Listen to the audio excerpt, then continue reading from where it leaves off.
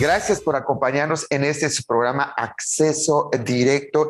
Y el día de hoy tengo la oportunidad de entrevistar a la doctora Marisa Pérez Sarmiento, quien es autora de este libro, Los Mensajeros de Job, otra cara de la revolución en Yucatán. ¿Y quién es la doctora Marisa Pérez Sarmiento, verdad? Es yucateca. Es doctora en Historia por la UNAM, investigadora titular de tiempo completo en el Instituto de Investigación Dr. José María Luis Mora, donde se ocupa de la historia de los procesos de los siglos XIX y XX y el exilio de la Revolución Mexicana en La Habana, Cuba. Sus trabajos historiográficos, créanme que son invaluables. También tiene la medalla Alfonso Caso por la UNAM, Premio Marcos y Celia Maus de la Facultad de Filosofía y Letras de la UNAM y becaria del programa Estancias Cortas de Investigación en la colección latinoamericana Neltie, sí, si no me corrige, Neltie Lee Benson. Es autora de los libros El cultivo de las élites, grupos económicos políticos en Yucatán en los siglos XIX y XX, Historia de una elección, la candidatura de don Olegario Molina de 1901, las razones de la alternancia, el relevo de los gobernadores de Yucatán, 1876-1901, antes de Alvarado y los mensajeros de Job. Doctora, para irnos, cuéntenos esto de los mensajeros de Job. ¿Qué pasó? ¿Por qué Yucatán se convirtió en un laboratorio antes de la revolución? Y acá la presencia del obispo y después primer arzobispo de Yucatán, Martín Trichter y Córdoba. Sí, bueno, pues buenas tardes, buenos días. Hoy, primero, pues agradecer la invitación y pues darme la oportunidad de charlar un ratito sobre mi más reciente libro, que es, como bien señala, se titula Los Mensajeros de Job, otra cara de la revolución en Yucatán. Yo quisiera primero, pues explicar un poco cuál es la razón por que se titula Los Mensajeros de Job, porque pareciera que quien no lee el título completo pensaría que el contenido del libro responde a otro tipo de información. Pero bueno, el libro se trata realmente de ver otra cara de la revolución desde la perspectiva de la Iglesia Católica. Y el título se desprende de una de las cartas que el arzobispo Martín Trichter y Córdoba, quien estuvo exiliado en Cuba por prácticamente un lustro, desde 1914 a 1919, y en el contexto de la llegada del ejército alvaradista enviados por el constitucionalismo, por el primer jefe Venustiano Carranza, y pues hay una política anticlerical, razón por la cual el arzobispo sale de Yucatán, y junto con él salen prácticamente todas las órdenes religiosas, femeninas, masculinas, un alto porcentaje de los curas que estaban en Yucatán.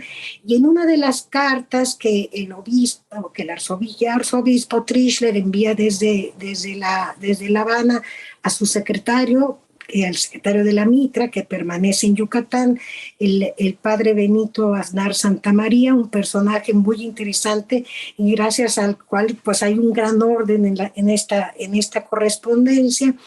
Y conforme van llegando todos los curas que están siendo expulsados de la península, en una de sus cartas le dice: cada barco que llega del puerto de Progreso al puerto de La Habana pareciera que fueran los mensajeros de Job, puras malas noticias traen.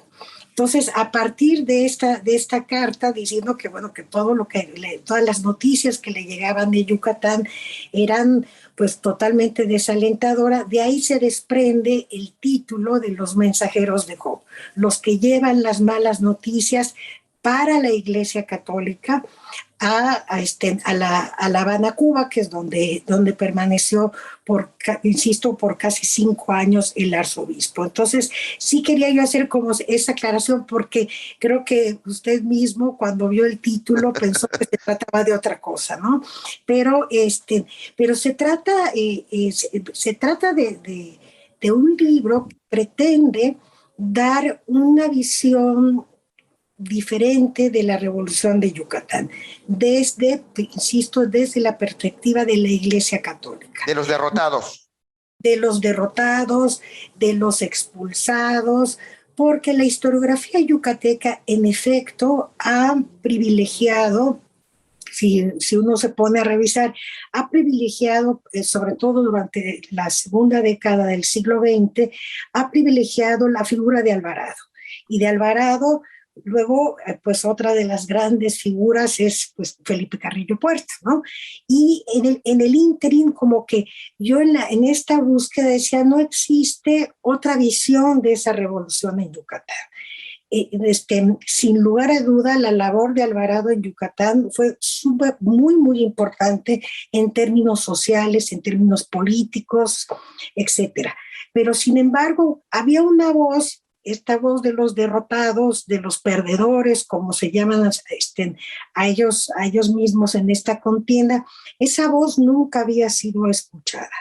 Y pues tuve la gran suerte de poder acceder al archivo histórico de la Arquidiócesis de Yucatán, en donde se encuentra la correspondencia del arzobispo Trishler durante todos esos años, que bueno, se trata de un libro que está trazado sobre la base de la propia correspondencia del arzobispo con sus distintos secretarios a lo largo de este tiempo y con distintos actores de la sociedad yucateca, con hacendados, con gente de la sociedad, con otros curas. Entonces, a partir de eso es que yo construyo esta otra cara de la revolución para tratar de darle voz a este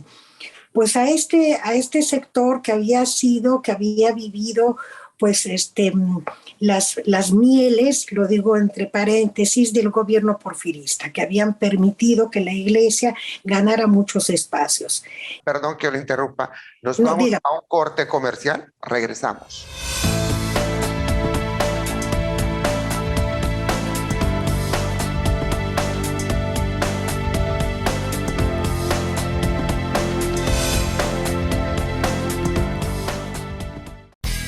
Nueva programación llega a Teleplay. Disfruta del mejor contenido nacional e internacional en todas nuestras plataformas. Encuéntranos en Facebook y YouTube como Teleplay Sureste y descarga nuestra app para dispositivos Apple, Android y en Roku. Teleplay, viejos amigos en una nueva señal.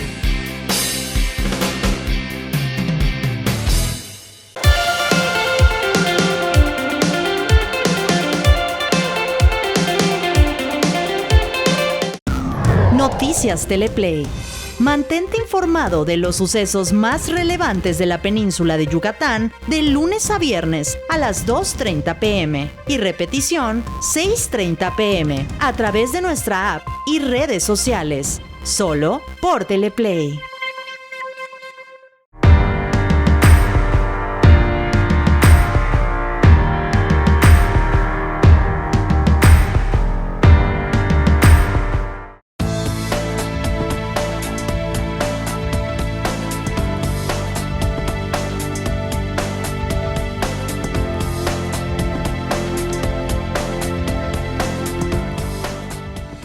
Estamos platicando con la doctora Marisa Pérez de Sarmiento y ella es autora del libro Los Mensajeros de Job, otra cara de la revolución en Yucatán, y el protagonista principal, don Martín Trichter y Córdoba.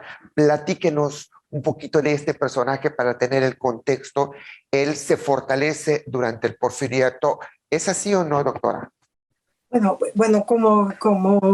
venía yo diciendo, bueno, es un hombre que había nacido en Puebla, en Chalchicomula, en el seno de una familia muy decimonónica, en el sentido de que muchos de los hermanos se abrazaron por la carrera eclesiástica. Su hermano también fue arzobispo posteriormente Su hermana religiosa.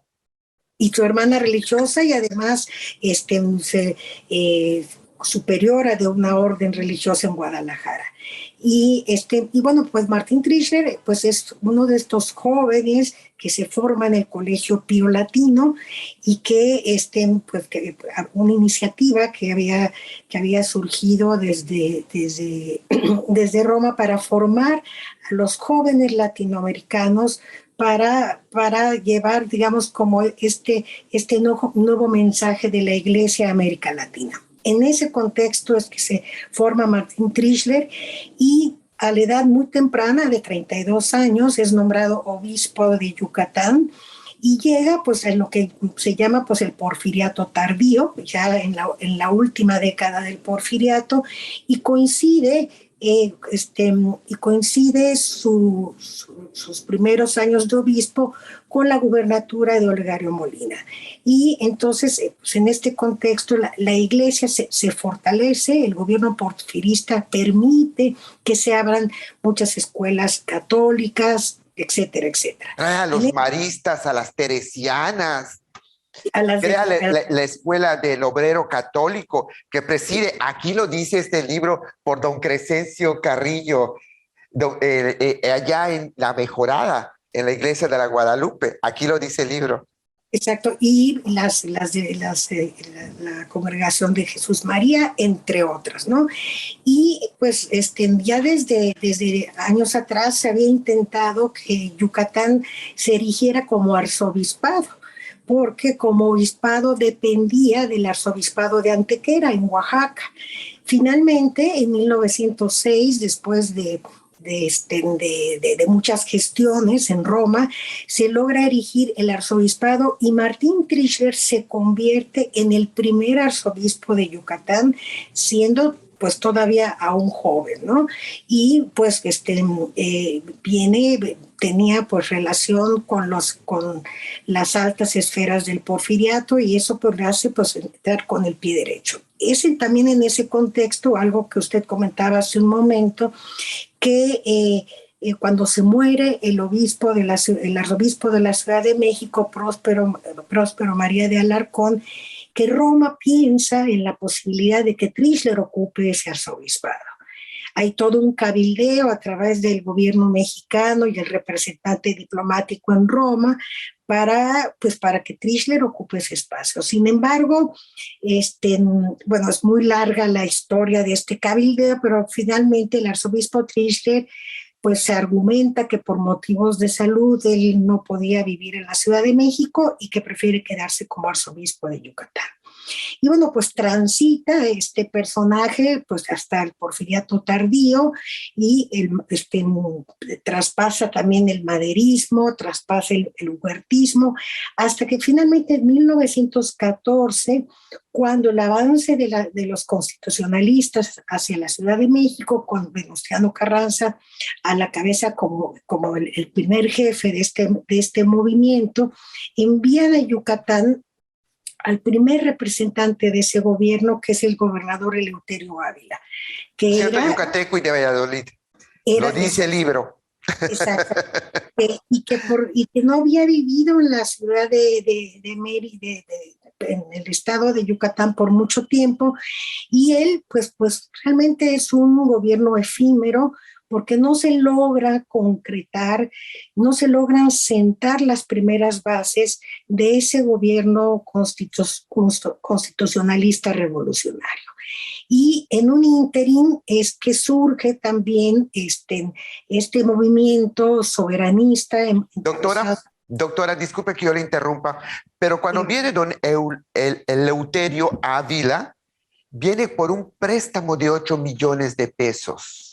Sí, bueno, viene entre otras cosas. Claro. A ver, exacto. A ver, Yucatán era de los estados económicamente más importantes de la República debido pues, a la exportación enequenera que despuntaba en los mercados de las fibras duras y realmente y que la revolución ve en Yucatán la posibilidad de extraer recursos económicos para poder mantener esa revolución que se estaba desarrollando en el norte, en estados como Coahuila, como Chihuahua, que es en donde realmente se estaban dando, digamos, las batallas en el sentido estricto de un movimiento revolucionario. En Yucatán las cosas estaban tranquilas en ese sentido, pero claro, el movimiento constitucionalista ve en Yucatán pues la manera de obtener esos recursos para sostener el movimiento.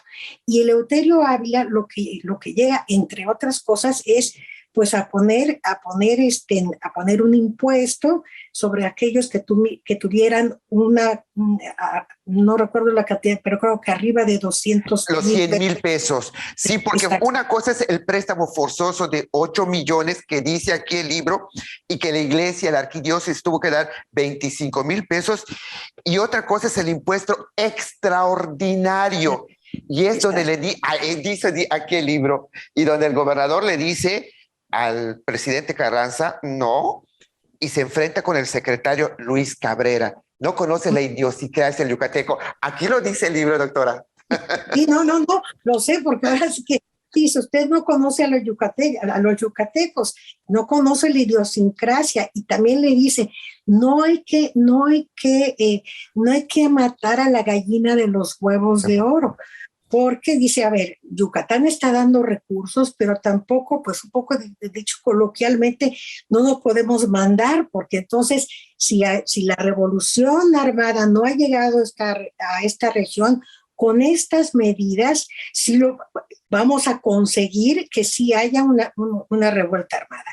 Y eso, bueno, genera muchas diferencias con este gobernador Eleuterio Ávila, sobre todo con el que era secretario de Hacienda, Luis Cabrera, y pues finalmente es removido del cargo. Y esto pues de algún modo genera el descontento yucateco, descontento que es aprovechado por un fuereño también, que fue Abel Ortiz Argumedo, y que encabeza lo que se dio por llamar un movimiento soberanista, que dura escasamente 5 semanas, y que también provoca la salida de muchas familias yucatecas hacia Cuba, porque empiezan a llegar noticias de que va a llegar un nuevo comandante militar que va a gobernar Yucatán, que se llamaba Salvador Alvarado. Y pues lo que también coloquialmente, pues la cultura del rumor, ¿verdad? Que dicen, pues ahí viene Alvarado con todas sus tropas, vienen, bueno, en este radio pasillo, como decimos coloquialmente, vienen matando niños, vienen violando a las mujeres, y esto genera una profunda angustia, sobre todo en las élites yucatecas, que salen, muchas de ellas, de estas familias, se van a Cuba. Cuba. Doctora, disculpe que le interrumpa, nos vamos a un corte comercial y regresamos.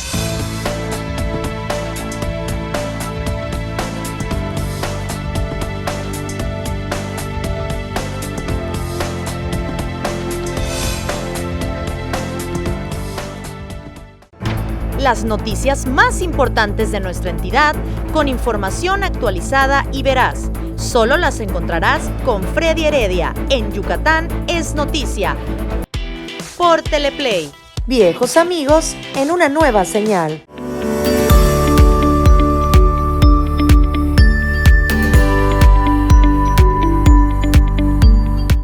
Rafael Vega y Armando Escalante nos invitan a comparar y contrastar los hechos y noticias del sureste de México. En el programa Contrastes, diferentes puntos de vista se unen en este espacio todos los jueves a las 11:30 de la mañana.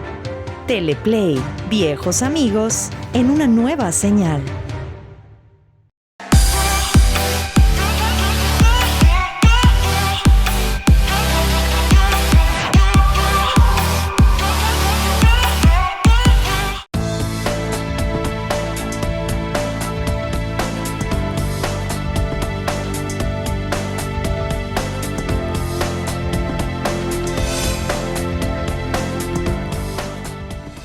estamos platicando con la doctora Marisa Pérez Sarmiento, es autora del libro Los Mensajeros de Job, otra cara de la revolución en Yucatán. Ella es la autora. Doctora, ¿qué pasó con Alvarado en Yucatán? ¿Qué hizo? Porque sí hubo avance en las leyes sociales. Trajo el divorcio, reformó la educación. Por allá estaba igual Felipe Carrillo Puerto, que lo manda a buscar, aquí lo dice el libro, Carranza, para decirle, oye, tranquilo. Pero ¿qué pasa con la Iglesia Católica, con las élites yucatecas? Bueno, pues retomando el hilo de lo que estábamos hablando, bueno, pues finalmente, pues Salvador Alvarado llega a Yucatán en marzo de 1915, pero ya el arzobispo de Yucatán había salido Martín Crisler ya había salido de la península.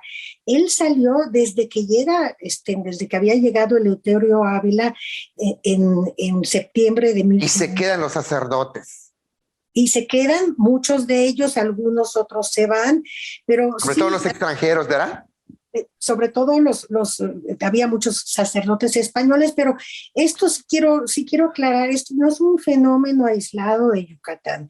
La salida de Crisler en el 14 se da en el contexto también del exilio de prácticamente todo el episcopado mexicano, que se ve amenazado por por las acciones anticlericales que el constitucionalismo estaba llevando a cabo. Entonces sí quería yo aclarar esto, que no es un caso aislado el de Yucatán. Sucede que de hecho usted dice que es un laboratorio, Yucatán fue un laboratorio, porque todo esto pasó previo a que se promulgue la Constitución del 17. Aquí está en el libro.